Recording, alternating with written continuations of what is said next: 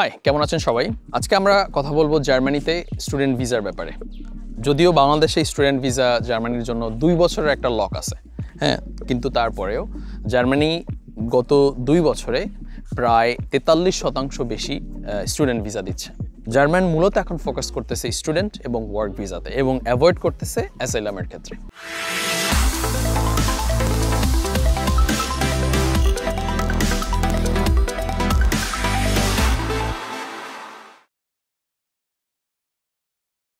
জার্মানির ইন্টেরিয়র যে মিনিস্ট্রি আছে তার মতে 2021 সালে 63,000 স্টুডেন্ট ভিসা দেওয়া হয়েছে, যেটা 2024 সালে 90,000-এর কাছাকাছিতে পৌঁছে গেছে। তার মানে হচ্ছে এই 3 বছরে তারা প্রায় 27,000 বেশি ভিসা দিছে।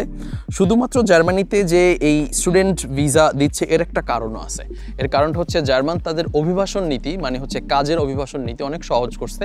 সো আপনি যদি ওখানে অ্যাজ স্টুডেন্ট যান, স্টুডেন্ট যাওয়ার পরে পড়াশোনা শেষে আপনি ওখানে একটা কাজের সুবিধা পাচ্ছেন এবং যেটা থেকে আপনি পরবর্তী ধাপে যাচ্ছেন সেটা হচ্ছে যে ওখানকার নাগরিকত্ব পাওয়া এবং ওখানে পার্মানেন্টলি কাজ করা। স্কিলড ওয়ার্কারের অনেক বড় একটা সংকট জার্মানিতে এবং প্রতি বছর সেটা প্রায় 70 থেকে 80,000-এর মতো। ওরা চাচ্ছে যে স্টুডেন্টদেরকে বেশি করে নিয়ে তাদেরকে লেখাপড়া করায়, তাদেরকে সব কিছু শেখায়, তাদের কালচারের সাথে মিশিয়ে তাদের ভাষা ব্যাপারটাকে ওদের ভিতরে নিয়ে আসে। ভাষা শেখার পরে হচ্ছে যে তাদেরকে এই কাজগুলোতে তারা ইনক্লুড করতেছে, যার কারণে যেটা হচ্ছে যে অবৈধ অভিবাসন সেই ব্যাপারটাও ওরা অ্যাভয়েড করতে পারতেছে।